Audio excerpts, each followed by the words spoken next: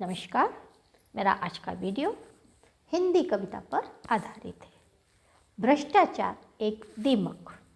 भ्रष्टाचार चारों ओर दीमक की तरह फैला हुआ है।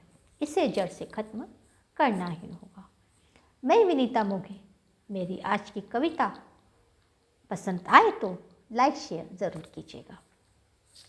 सैन्य शक्ति बन नौजवानों को इसमें अब उतरना होगा।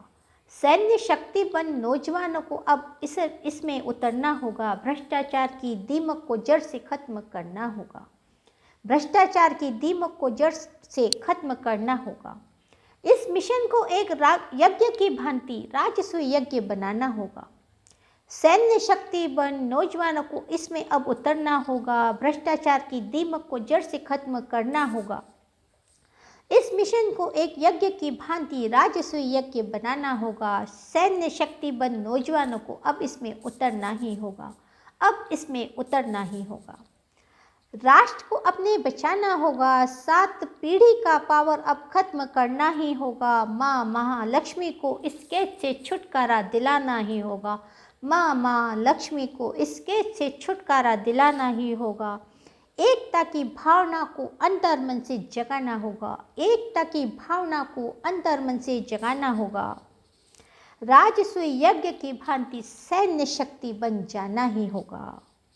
7 पीढ़ी का क्या, 7 पीढ़ी का क्या, अब तो 2 पीढ़ी के रिश्ते नाते ही बचे नहीं हैं। 7 पीढ़ी का क्या, अब तो 2 पीढ़ी के रिश्ते नाते बचे ही नहीं हैं। तो महालक्ष्मी स्वरूपा कागज के चंद टुकड़ों को दीमक लगने को क्यों छोड़ना, दीमक लगने को क्यों छोड़ना। जहाँ महालक्ष्मी का अपमान हो, मन के लालच को अब छोड़ना होगा। जहाँ महालक्ष्मी का अपमान हो, मन के लालच को अब छोड़ना होगा। अब तो छोड़ना ही होगा। जरा सोचो तो रिश्ते नातों में अब तो स्वार्थ ही आ गया है। जरा सोचो तो रिश्ते नातों में अब तो स्वार्थ आ ही गया है।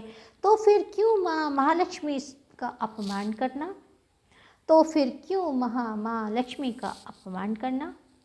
7 पीढ़ी जब है ही नहीं, 7 पीढ़ी जब है ही नहीं, उसके लिए माँ को कैद क्यों करना, उसके लिए माँ महालक्ष्मी को कैद क्यों करना। धन्यवाद। जय हिंद, जय भारत, राधे राधे, जय श्री कृष्ण, नमस्कार, धन्यवाद।